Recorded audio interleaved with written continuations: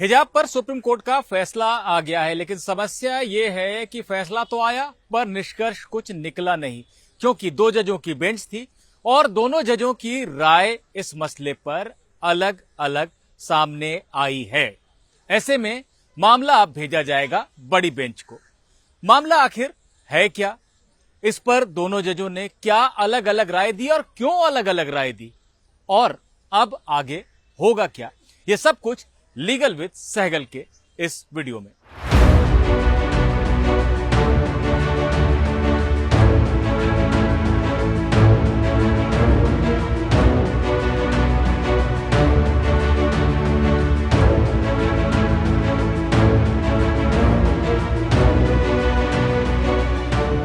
Video में आगे बढ़ने से पहले सबसे पहले जल्दी से आपको मामले का बैकग्राउंड यानी पृष्ठभूमि बता देते हैं। यह मामला शुरू हुआ कर्नाटक से, जहां पर कि स्कूल कॉलेजों में यूनिफॉर्म कोड को लागू किया गया और उस कोड में हिजाब की कोई जगह नहीं थी। ऐसे में बहुत सारी मुस्लिम लड़कियां और संगठन कर्नाटक हाईकोर्ट में पहुंचे और उन्होंने कहा कि ये उनकी धार्मिक स्वतंत्रता का मामला है, ये उनकी पसंद का मामला है, स्कूल में उन्हें हिजाब पहनने से नहीं रोका जाना चाहिए।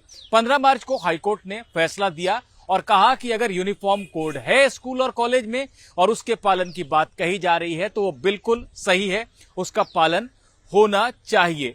हाईकोर्ट ने यह भी कहा कि हिजाब इस्लाम का अनिवार्य हिस्सा नहीं है कि उसको पहनने की जिद की जाए या उसकी अनुमति देनी ही पड़ेगी।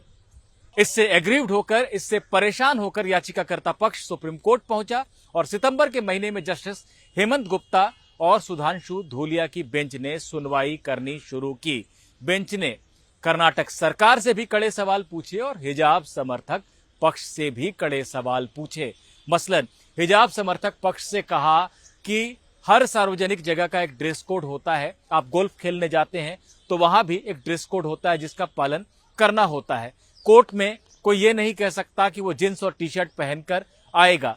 फिर अगर स्कूलों में ड्रेस कोड है तो उसके पालन में आपको क्या आपत्ति है। उसी तरह से कर्नाटक सरकार से भी कड़े सवाल किए कोर्ट ने कहा कि आपने स्कूल कॉलेजों से यह कह दिया कि वो ड्रेस कोड बनाकर उसका पालन करवाएं, लेकिन उसी आदेश में आपने ये भी लिख दिया कि हिजाब अनिवार्य हिस्सा नहीं है इस्लाम का।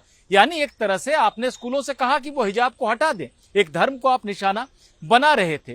कर्नाटक सरकार ने इसका बचाव किया और कहा कि हम किसी धर्म को निशाना नहीं बना रहे थे, हमारा मकसद स्कूल कॉलेजों में शिक्षा का माहौल बनाना था, अनुशासन कायम करना था, क्योंकि पॉपुलर फ्रंट ऑफ इंडिया जो विवादित संगठन है पीएफआई, उसने इस विवाद को जन्म दिया।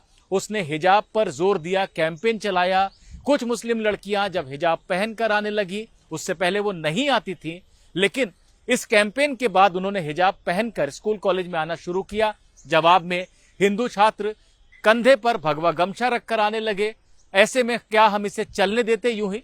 हमने यही उचित समझा कि स्कूलों में अनुशासन का माहौल बनाया जाए। हिजाब समर्थक पक्ष ने यह कहा कि जब सिख छात्र पगड़ी पहनकर आ सकते हैं तो मुस्लिम लड़कियों के हिजाब पहनने से क्या दिक्कत है। यहां पर उनकी दलील को सुप्रीम कोर्ट ने माना नहीं। कोर्ट ने यही कहा कि सिखों में केश रखना धर्म का अनिवार्य अंग है, इसलिए छात्रों को पगड़ी पहननी होती है, लेकिन हिजाब के साथ ऐसा नहीं कहा जा सकता है कि वो इस्लाम में अनिवार्य है। इस पर हिजाब समर्थक पक्ष ने अपनी दलीलों में बदलाव किया। उन्होंने कहा कि अनिवार्यता के सवाल पर आप मत जाइए, आप कुरान की व्याख्या मत कीजिए, लेकिन कुरान में अगर कोई बात लिख दी गई है तो वो फर्ज तो है ही हर मुसलमान के लिए।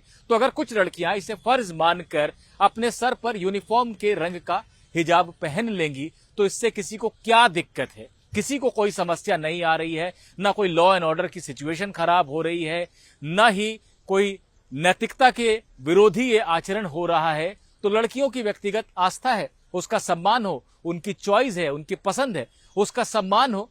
साथ ही साथ ये भी देखा जाए कि अगर हिजाब पहनने से रोका जाएगा तो बड़ी संख्या में लड़कियां स्कूल आना बंद कर देंगी। ये मामला तो कर्नाटक तक सीमित था, लेकिन इतना तय था कि जब 10 दिनों की सुनवाई के बाद सुप्रीम कोर्ट ने फैसला सुरक्षित रखा था इस मामले पर कि जब भी फैसला आएगा तो उसका असर पूरे देश पर पड़ेगा, क्योंकि अभी तक हिजाब को लेकर सुप्रीम कोर्ट का कोई फैसला नहीं आया है। जो लड़कियां या जो महिलाएं पहनती हैं वो अपनी परंपरा के तहत पहनती हैं। लेकिन अगर सुप्रीम कोर्ट ये कह देता कि उन्हें अनुमति मिलनी चाहिए, भले ही वो कर्नाटक के स्कूलों के लिए कहा जाता कि वो हिजाब के साथ आ सकती हैं, तो एक तरह से ये अधिकार की तरह देखा जाने लगता और इसकी मांग पूरे देश में बढ़ती। वहीं अगर सुप्रीम कोर्ट ये कहता कि यूनिफॉर्म कोड का पालन होना चाहिए, तो दूसरे राज्यों में भी हो सकता था कि राज्य सरकारें कोड बनाना शुरू कर देती। तो सुप्रीम कोर्ट के फैसले का सबको इंतजार था, पूरे देश को इंतजार था, सिर्फ कर्नाटक के लोगों को नहीं। लेकिन सुप्रीम कोर्ट का जब फैसला आया तो वो बटा हुआ फैसला आया। सुबह 10:30 बजे जस्टिस हेमंत गुप्ता और जस्टिस सुधांशु धुलिया की बेंच फैसला सुनाने को बैठी और तमाम पक्ष जो मामले से जुड़े हुए हैं वो टकटकी लगाए जजों की तरफ देख रहे थे, ध्यान से उनकी बातों को सुनने की कोशिश कर रहे थे। सबसे पहले बेंच के अध्यक्ष जस्टिस हेमंत गुप्ता ने बोलना शुरू किया और उन्होंने शुरू में ही बता दिया कि हम दोनों की राय अलग अलग है, यानी ये बटा हुआ फैसला है। उसके बाद जस्टिस गुप्ता ने कहा कि मैं पहले अपनी बात कहता हूं। उन्होंने कहा कि संविधान के अनुच्छेद 19 का यानी व्यक्तिगत पसंद का, स्वतंत्रता का हवाला दिया गया, 21 का हवाला दिया गया जहां सम्मान के साथ जीने की बात कही गई है और निजता को अधिकार माना गया है, मौलिक अधिकार का दर्जा मिला है।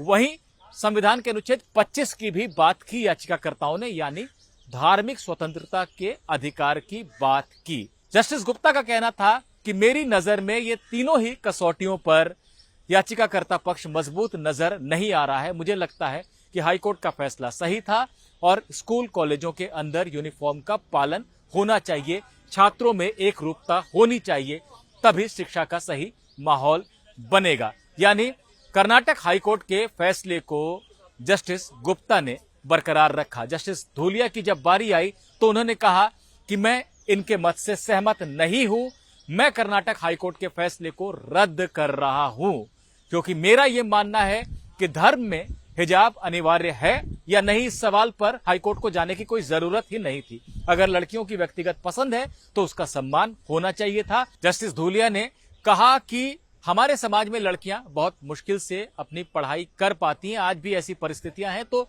हिजाब को स्कूल कॉलेज में रोककर उन मुश्किलों को और नहीं बढ़ाना चाहिए, लड़कियों को पढ़ने देना चाहिए।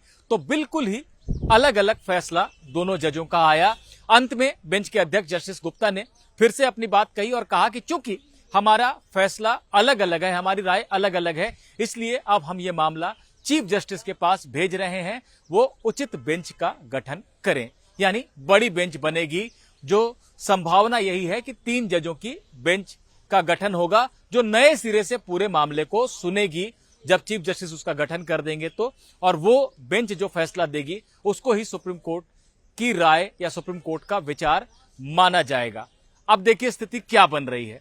चूंकि दोनों जजों के फैसले अलग अलग थे, यानी कर्नाटक हाईकोर्ट ने 15 मार्च को जो फैसला दिया था वो अब भी बरकरार है, उस पर कोई रोक नहीं लगी है और कर्नाटक के स्कूल कॉलेजों में हिजाब के साथ अंदर आने की जो पाबंदी है मुस्लिम लड़कियों के लिए वो लागू रहेगी। उन्हें फिलहाल यूनिफॉर्म कोड का पूरी तरह से पालन करना पड़ेगा। आगे चल के अगर सुप्रीम कोर्ट की 3 जजों की बेंच या बड़ी बेंच कर्नाटक हाईकोर्ट के फैसले को रद्द कर देती है तो उन्हें यह छूट मिल सकेगी कि वो हिजाब के साथ स्कूल में जा सकें। लेकिन फिलहाल कर्नाटक हाईकोर्ट का फैसला बरकरार है और उसका पालन करना पड़ेगा सभी को। यूनिफॉर्म में ही पूरी तरह जो यूनिफॉर्म तय किया गया है उसके साथ ही स्कूल कॉलेज में जाना होगा।